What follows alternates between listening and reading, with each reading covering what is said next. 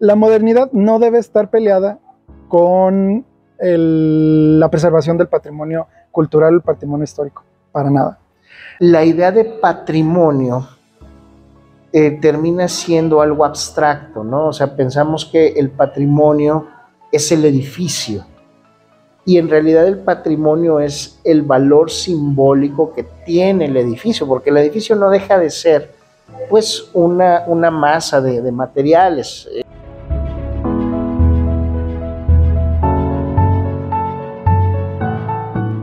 Mi nombre es Efraín Montoya Ortega, soy docente investigador de la Universidad Autónoma de Zacatecas.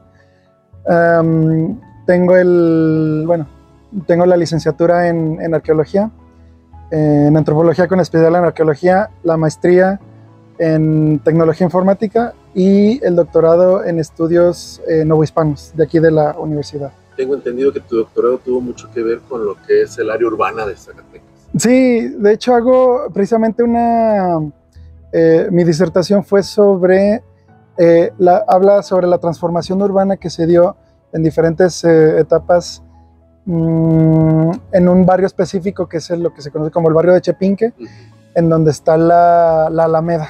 ¿Cuál es tu opinión académica acerca de este segundo piso y qué tan peleado está el patrimonio, la protección del patrimonio cultural con la modernidad también? Este problema que hay, porque pues muchos dicen no sea el segundo piso, pero también debe haber modernidad en la ciudad. Sí, si lo analizamos, porque sí es importante verlo desde un punto de vista histórico, hay posturas teóricas, fundamentos, acercamientos filosóficos en los que no solo se trata de hablar sobre la ciudad como un ente frío, como una serie de casas o una estructura arquitectónica y ya. Se trata de un ente con sus propias vicisitudes, se trata de un espacio que ha tenido una serie de adecuaciones, una serie de transformaciones en los que, exactamente, conforme ha pasado el tiempo, y que estas van dependiendo de muchos factores. Es un tema multifactorial en el que tiene que ver, por ejemplo, la economía de la ciudad, tiene que ver los sistemas sociales, tiene que ver la misma población, las necesidades de las personas, y en sí nos define, por ejemplo, estudiar este tipo de temas tan variables, nos ayudan a definir qué condiciones tuvo cierta ciudad bajo ciertas épocas. Por ejemplo, aquí creo que es muy importante definir, por ejemplo, incluso cuando hablamos de un asentamiento como es el centro histórico de la ciudad de Zacatecas, ha tenido una historia convulsa totalmente. Y gracias a los edificios, además de los documentos, pero es gracias a los edificios o a la conjunción de ambos elementos, tanto los materiales que tenemos construidos en piedra, como los documentos en donde se nos relata lo que aconteció en dichos espacios, pues podemos definir exactamente las razones por las que tal inmueble o tal barrio o tal colonia o toda la ciudad en sí fue cambiando conforme el tiempo. Ahí es bien interesante ver cómo a través de la arquitectura y del urbanismo, de la transformación urbana, podemos ver este tipo de etapas de transformación. Entonces, aquí hablando específicamente, dando este contexto y por qué es importante analizar los espacios para entender una sociedad como tal, es que la comunidad científica, la comunidad internacional, se empezó a preocuparse por cuidar ciertos elementos, preservarlos en la memoria de las poblaciones, con la idea de guardar la memoria y la identidad de los ciudadanos, de todas las ciudades.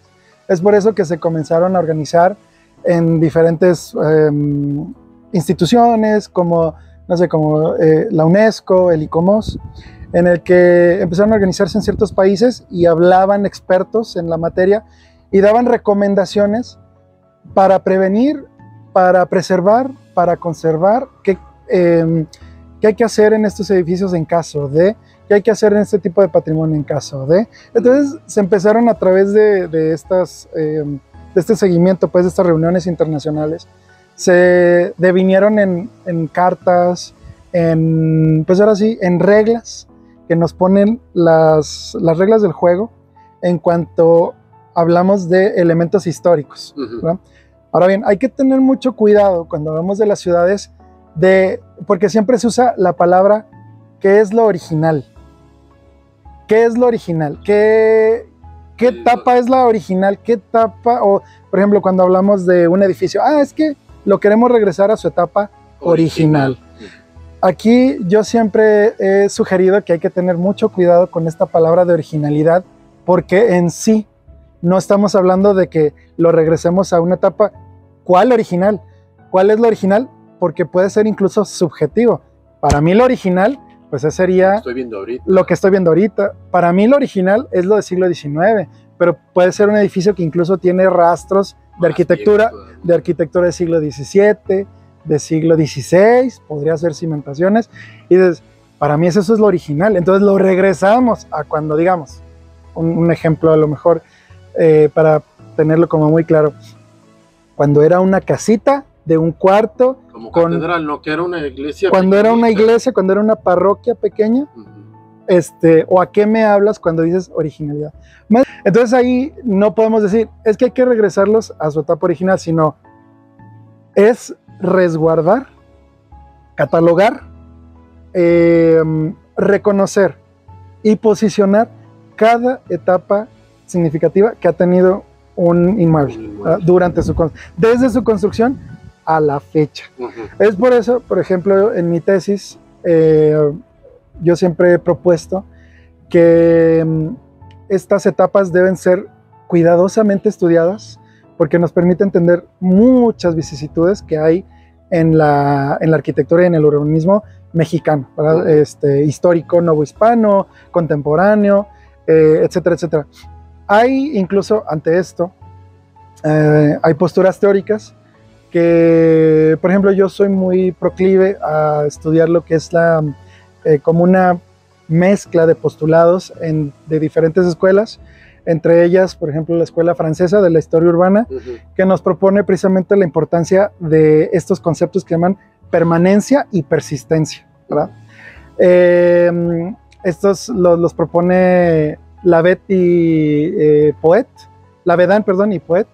Ellos pues nos hablan precisamente de que estas etapas son importantes para definir cómo es que dicha población o incluso una familia fue creciendo conforme al paso del tiempo y cuáles fueron sus necesidades que fueron cubriendo en cuanto a espacio construido. Entonces, en este caso muy particular, creo que sí debe de ser cuidadosamente estudiado, en el sentido de que la modernidad no debe estar peleada con la preservación del patrimonio cultural, el patrimonio histórico, para nada. Es una situación en la que se pueden ir acompañando unas a otras, siempre y cuando, por ejemplo, no contravengan las disposiciones legales o recomendaciones que da ICOMOS y UNESCO. Por ejemplo, aquí, Zacatecas, al ser un emplazamiento tan importante, debe de, pues ahora sí que tener cuidado a nivel local con la Junta de Protección y Conservación de Monumentos y Zonas Típicas del Estado de Zacatecas. A nivel nacional, con el Instituto Nacional de Antropología e Historia. Y a nivel internacional, pues con UNESCO e ICOMOS. Entonces aquí, los polígonos, por ejemplo, me parece que el polígono que respetan en estas tres instancias, me parece que es el polígono que propone o propuso en su momento la Junta de Monumentos, ¿verdad? Este polígono se da de un estudio que se hizo con los edificios que había históricos en el momento de Federico Sescos y de Eugenio del Hoyo, ¿verdad? Entonces ellos dicen, vamos a delimitar hasta aquí. Ya después me parece que fue ampliando un poco su su zona de interacción en cuanto al área nuclear, porque bueno, este polígono se divide en núcleo y luego en periferia, zona de amortiguamiento, ¿verdad? Lo que sí mandata un poco lo que son las recomendaciones incluso internacionales es algo que se llama como el cono visual, que puede afectar precisamente la visual que se tiene bajo ciertas perspectivas de los inmuebles históricos. Claro. En este punto específico, si debo señalarlo personalmente, no afecta en cuanto a la visión de inmuebles históricos, salvo a lo mejor la vista al templo de San José de la Montaña. En algún punto, o sea, y no en todo el tramo, pues, claro, sino en algunos puntos estratégicos del bulevar. Sin embargo, desde que Zacatecas es Zacatecas, desde que iniciaron con las fundaciones de la ciudad, desde 1946, digo 1546, han batallado muchísimo con la disposición de los edificios por lo agreste del terreno. Este cono visual a lo mejor podría representar tal vez alguna situación ahí que pudiera afectar ciertas zonas. Sin embargo, sí se debe aclarar que no puede trascender como un punto principal, ya que no afecta a la visual hacia el área nuclear de la declaratoria. Ajá. Exactamente. Entonces, vuelvo a lo mismo. Si las autoridades tienen la justificación en cuanto a reglamentaciones de que no afecte la zona, la declaratoria, tanto local, nacional, internacional, yo creo que Zacatecas puede ser un objeto de dar paso a cierta modernidad que no se ha dado desde hace pues 50, 60 años. El problema muchas veces es que la idea de patrimonio termina siendo algo abstracto, ¿no? O sea, pensamos que el patrimonio es el edificio, y en realidad el patrimonio es el valor simbólico que tiene el edificio, porque el edificio no deja de ser pues una masa de materiales, un diseño arquitectónico, que sí, que proviene de un contexto histórico, lo que tú quieras, pero aquí lo que lo hace patrimonio es precisamente en principio el valor simbólico que una comunidad le da.